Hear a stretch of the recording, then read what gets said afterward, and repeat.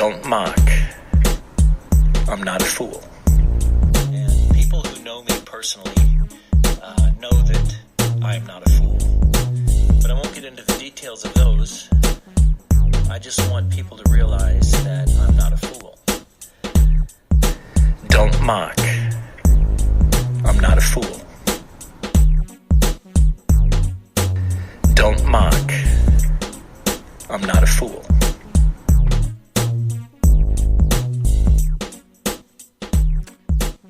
Hey there, it's Tony here and welcome to the Dumb Leaders Podcast. Today we'll be sharing a question that's been raised by one of our listeners, and a big shout out to that listener. We've got Paul from Phoenix, Arizona. I never thought Tony in Brisbane, Australia would be doing a shout out to Paul from Phoenix, Arizona. But Paul, thanks for your question. It's a really good one and probably a little bit more common than we probably want to acknowledge. But Paul asks, I've just had some feedback through a 360-degree feedback survey. The feedback I disagreed with. How do I know that this hasn't harmed my career? He goes on to say, the feedback I received from the person that I report to was good, but feedback from my peers and some of my team around communication wasn't awesome. What should I do to assure my managers that the feedback was wrong? Okay, so basically what Paul's saying is that he's got some feedback in a 360-degree process. The feedback that he received from the boss that he reports to was actually quite favourable, was quite good, but there was some feedback around communication that was provided to him at peer level and from the people that report to Paul that wasn't great. Now, Paul believes, reading between the lines, what should I do to assure my managers that the feedback was wrong? And Paul, you wouldn't be the first person that's received feedback that you've disagreed with, right? So it's incredibly common. Our challenge as leaders is to understand what is relevant and how we can use it, right? So feedback is always going to be a subjective thing. It's subjective to ourselves. And often the worst person to judge us on our performance is most likely you. It's most likely me. The worst person to judge ourselves is often ourselves. What people see and what we see is subjective based on our experiences. And just as a glowing piece of feedback is just as likely irrelevant as the ones that we tend to see as harsh and unjust. Yet we'll often accept the glowing one without reservation, and then we'll question the unjust one.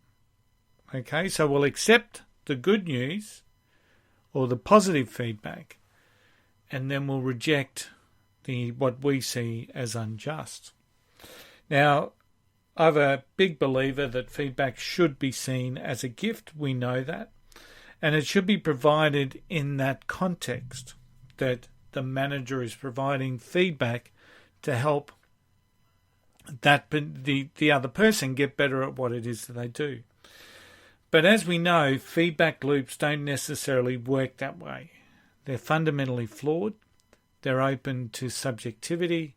They're open to agenda. They're open to politics.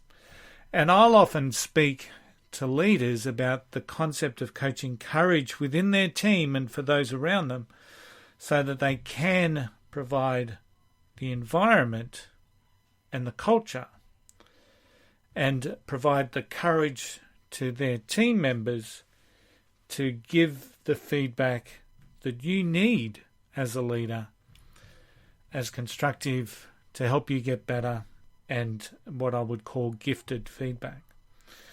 I wrote an article about this, and you'll see that article in the description, but coaching courage is a real strong thing that I like to encourage all leaders to do.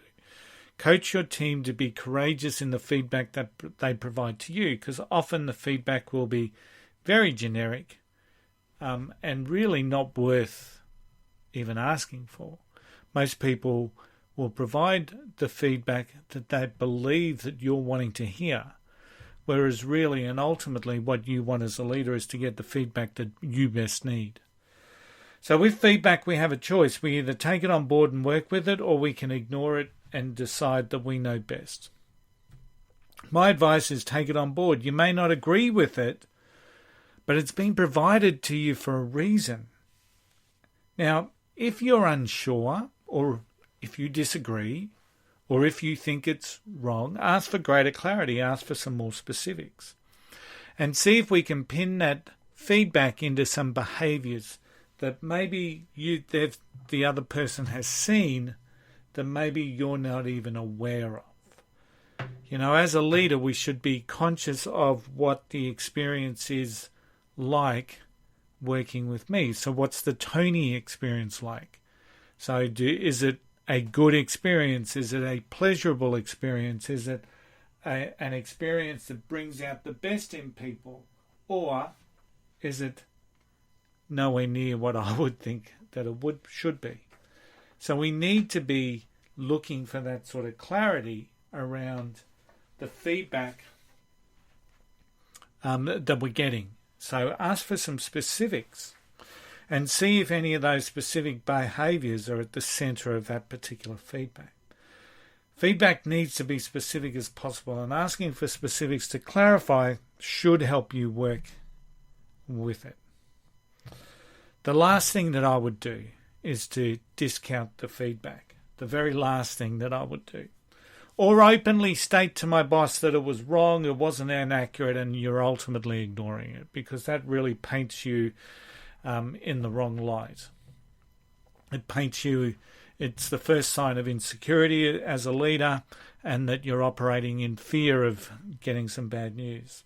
So if asked, I'd state that you're working with it, you know, seeking specifics to get you some clarity, and that you want to learn and grow from it, right? And that's ultimately what you should be doing.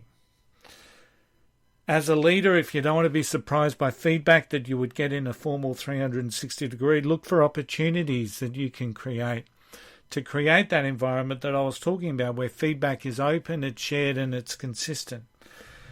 Work hard on building that culture and helping your team make the choice, the conscious choice, to give courageous feedback, and making that a foundation of the culture and the environment that you want within your team.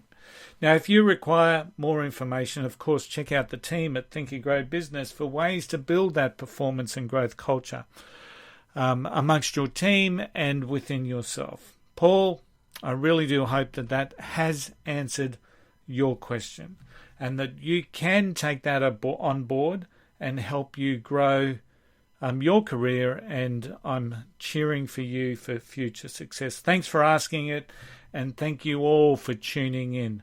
We shall see you next time. Don't mock. I'm not a fool.